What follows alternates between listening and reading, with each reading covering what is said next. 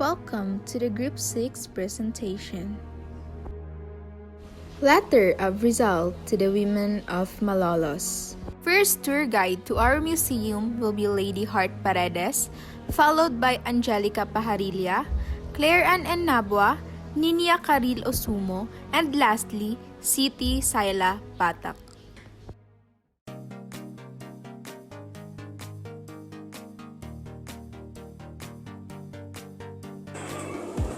Good day everyone, and mabuhay! Welcome to Malolos Museum, where you can find Rizal's letter to the young women of Malolos.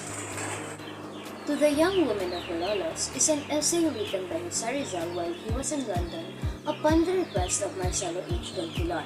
It was written on February 22, 1889. December 12, 1888, a group of 20 young women of Malolos petitioned Governor General Weyler for permission to open a night class so that they might study Spanish under Teodoro Sandico.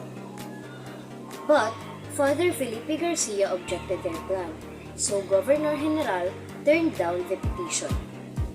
However, the women still continued their petition at the school, and they succeeded in obtaining a government approval in a condition that Señorita Guadalupe Reyes should be their teacher.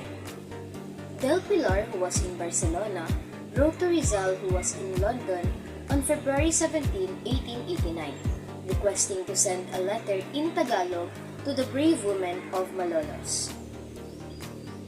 Rizal pays homage to 20 women of Malolos who desire to educate themselves. In this way, Rizal sees in these women a ray of hope in restoring the Filipino woman's dignity and worth. He also emphasizes the importance of Filipino mothers and refers to the different women in the society, which are mothers, daughters, wives, and even the unmarried ones.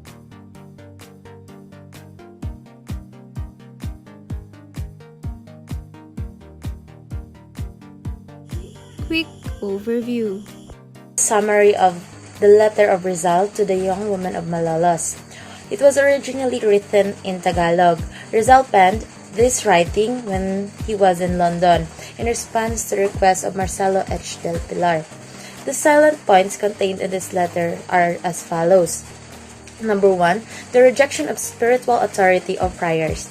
Not all the priests in the country that time embodied the true spirit of Christ and His church. Most of them were corrupted by worldly desires and used worldly methods that affect change and force discipline among the people. Number 2, the defense of private judgment. Number 3, qualities Filipino mothers need to possess. As evidenced by this portion of his letter, Rizal greatly concerned of the welfare of the Filipino children and the homes they grow up in. Number 4, the duties and responsibility of Filipino mothers to their children. Number 5, duties and responsibilities of wife to her husband. Filipino women are known to be submissive, tender, and loving. Rizal states in this portion of his letter how Filipino women ought to be wives in order to preserve the identity of the race. Concealed to young women on their choice of lifetime partner is the number 6. And that's all. The summary of Rizal, the letter of Rizal, which is to the women of Malolos. The first spot will be in Rizal's message to Filipino women. Second spot will be the qualities mothers have to possess. The third spot will be the responsibilities of Filipino mothers to their children. And lastly, Rizal's advice to unmarried men and women. Rizal's message to the Filipino woman.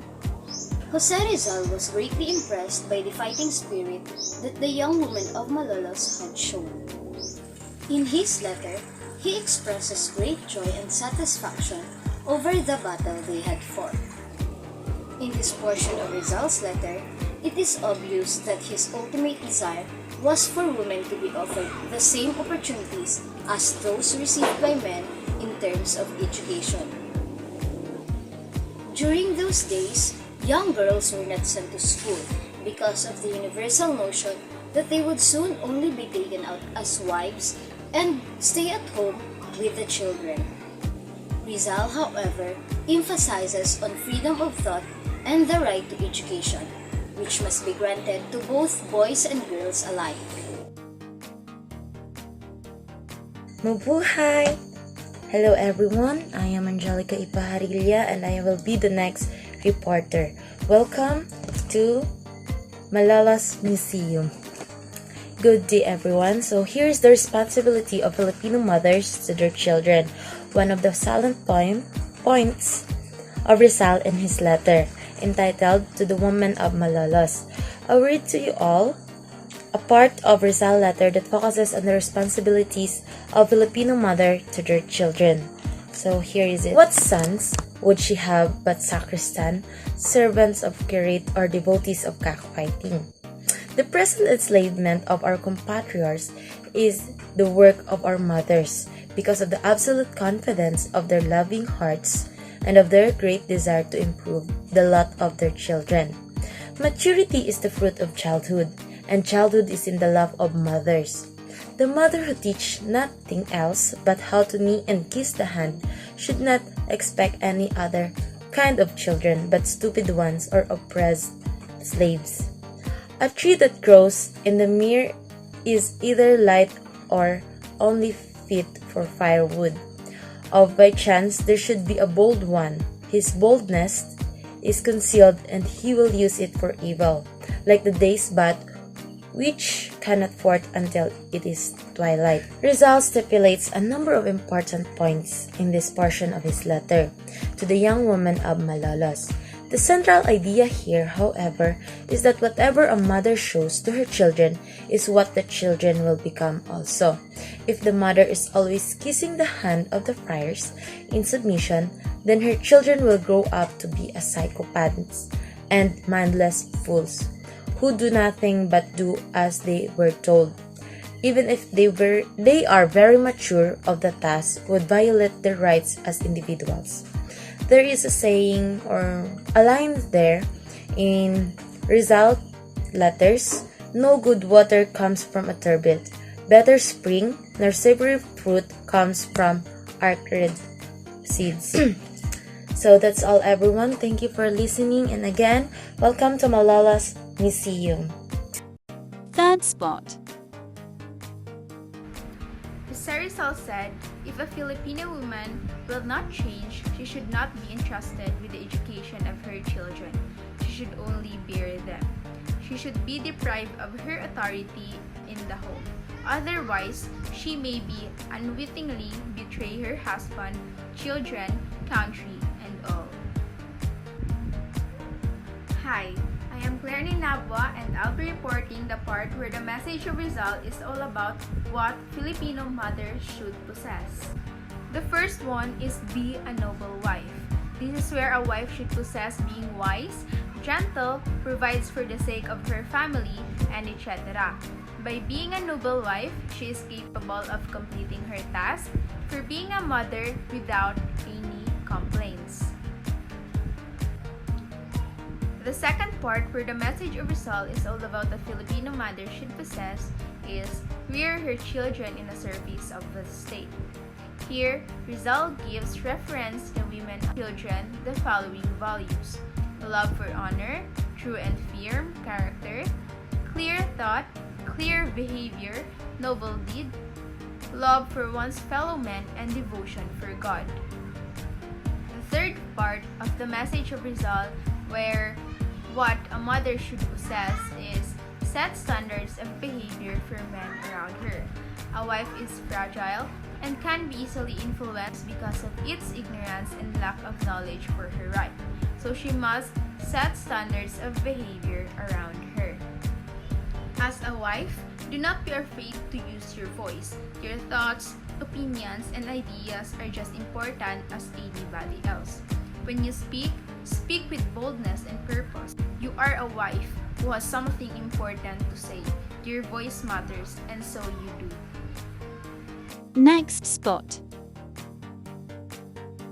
On the letter of Rizal to the young women of Malolos, he also pointed out an advice to unmarried men and women.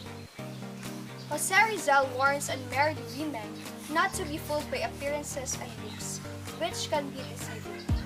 Instead, they should pay attention to their strength of character and grandiose ideas.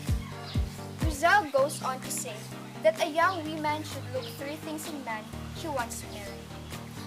First and foremost, he should be a noble and honored man. He should admire and respect you because you are selfless and moral. He is a good man who is willing to assist in any way he can. He should also possess a manly heart. Manliness entails having courage, admitting mistakes, and living a strong life. It means fighting for your own good as well as the good of others. And finally, a noble spirit man is incapable of being content with spawning slaves. The analysis. Hi. So, in this part, we will talk about the overall analysis of the letter of Rizal to the woman of Malolos. This letter centers or talks about the 5 salient points. First is that Filipino mothers should teach their sons or their children the love of God, country, and fellow men. He said on his letter that bless those who gives the needy, helps the poor, and feeds the hungry, while curse those who became or remain as deaf in the entities of the poor, who stuff those who are satisfied, and those who lavish his money on the silver hanging of the altar, while squeezes this money from the hard work of those who are poor. The second lenient point is that the Filipino mothers should be glad and honored like Spartan mothers to offer their children for the defense of their country. Jose Rizal wrote on his letter that Filipino mothers should imitate the way Spartan women think. Example, when a mother handed a shield to her son who enters a battle or a war, this is what all she will said. Bring this back or they will bring you back. Meaning, go home with victory or you die. Because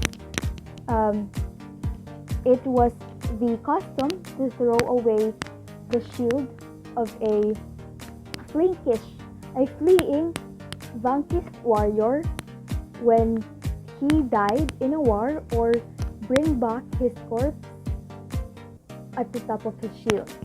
Another example is when a warrior told who had gone out to meet the returning heroes and told one mother that her 3 sons was killed in a war, a mother would reply, "That is not what I was asking, but rather I'm concerned if we won the war or not." And the Spartan hero will reply, "We won the war."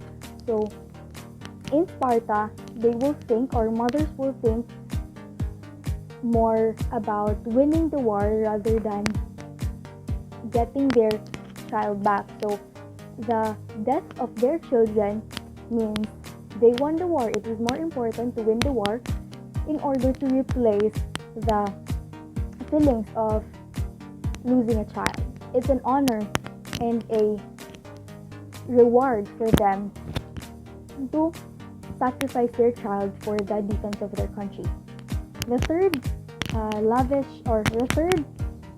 salient point is that Filipino women should know how to protect their dignity and honor.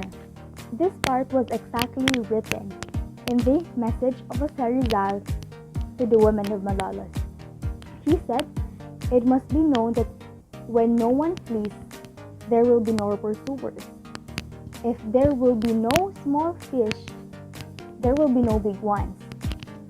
And he asked, why does not a young woman ask for the man she is going to marry with a noble and honorable name, a manly heart that can permit itself to be the father of the slaves. Instill in his mind activity, the noble behavior, the worthy sentiments, and a Filipino woman should remember that you should never offer or surrender your young womanhood to a man who has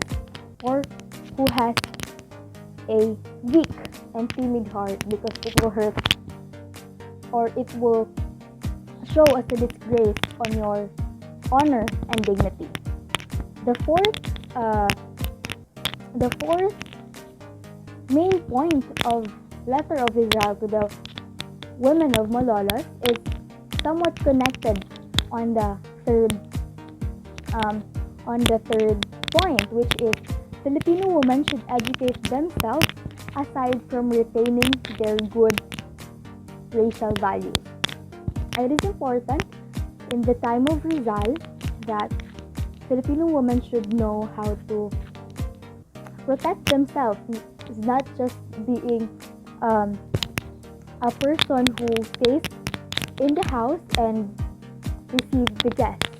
Filipino women should know and educate themselves in other things, because not every time there are people who can protect them. The last important point that surrounds the Malolos or the letter of Rizal to the women of Malolos is that faith is not merely reciting prayers and wearing religious pictures.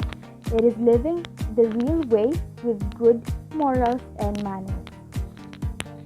It is self-explanatory. Rizal wants to instill to the mind of the Filipino woman or to the mind of the women of Malolos that if you want to go to a way that in a religious way, you should know you should live not just by describing or reciting scriptures, knowing the tradition and culture, but also living by it, by serving the people, not just by doing things that is not really ethical or not really good or do good to you in the near future. That's all. Thank you. Presented by